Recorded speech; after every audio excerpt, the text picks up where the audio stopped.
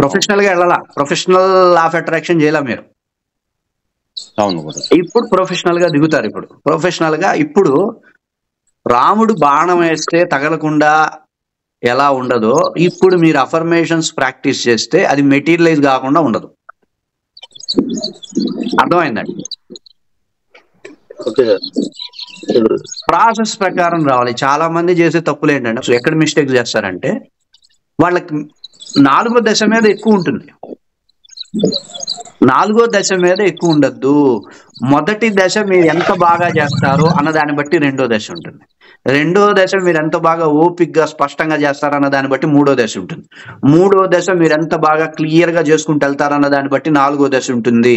అంతేగాని మీరు మొదటి దశలో 4వ దశని, 2వ దశలో 3వ దశని, 3వ దశలో ఇంకా విజువలైజేషన్స్ రావట్లేదు, ఇట్లాంటివి పెట్టుకుంటే లా ఆఫ్ అట్రాక్షన్ మీరు ఎప్పటికీ చేయలేరు. యూనివర్స్ మీలో చూసేది ఓపికని, సహనాన్ని కదా. నువ్వు 4వ దశకి వెళ్ళిపోయావు అంటే డిస్టర్బ్ అవుతావు. ఏమంటే మనం ప్రాసెస్ ప్రకారం చేస్తే వంట ఎందుకు కాదు? ప్రక్రియ ప్రకారం మనం చేస్తూ ఉంటే మెటీరియలైజ్ ఎందుకు కాదు? బిల్డింగ్ అంటే బిల్డింగ్ అవ్వకుండా ఎట్లా ఉంటుంది? మెటీరియలైజేషన్ ఎప్పుడు నువ్వు టెన్షన్ పడితే రాదు బాబు. ఒక కోడి గుడ్డుని 21 రోజులు ఓపిక్గా సహనంగా ఉంటే కోడి పిల్ల అవుతుంది. అది సృష్టిలో ఉండే లా ఆఫ్ అట్రాక్షన్ ప్రాసెస్ అది. నువ్వు ఏదైనా మెటీరియలైజ్ చేయాలంటే సైలెంట్గా ఉండు, ఓపిక్గా ఉండు, స్థిరంగా ఉండు. 100% మెటీరియల్ అవుతుంది. తొందరపడకూడదు. ఒక స్టెప్ ముందుకు వెళ్దాము, ఇంకా రావట్లేదని అనాసక్తి పెట్టుకోవడము, ఏంది అనేటటువంటి ఒక రకమైనటువంటి భావోద్వేగాలను పెట్టుకోవడం, ఇట్లాంటివే మనకి లా ఆఫ్ అట్రాక్షన్ లో డిస్టర్బ్ చేసేది.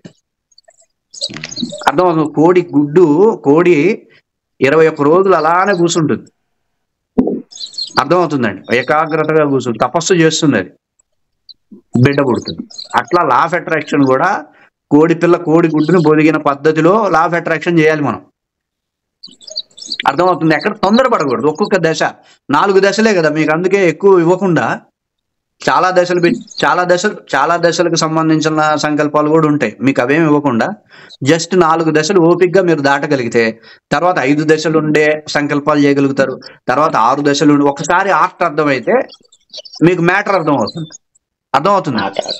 రూల్ ఏంటంటే మీరు తొందరపడకూడదు అంతే. అవుతుంది, డబ్బులు వస్తాయి, రాకుండా అది వస్తాయా? ఇంత గట్టిగా చేస్తుంటే ఎట్ట రాకుండా ఉంటాయి? పని చేస్తున్నాం మనం, తపస్సుతో పని చేస్తున్నాం, శరీరంతో పని చేయట్లా. శరీరంతో పని చేస్తే వస్తాయా రావా అనే డౌట్ ఉంటాయి. మనం మొత్తం ఎనర్జీస్తో చేస్తున్నాం కదా వర్క్ ఇక్కడ, అవునా కదా? ఎనర్జీస్తో పని చేస్తే కుక్కలాగా రావాలంతే, రూల్ అది.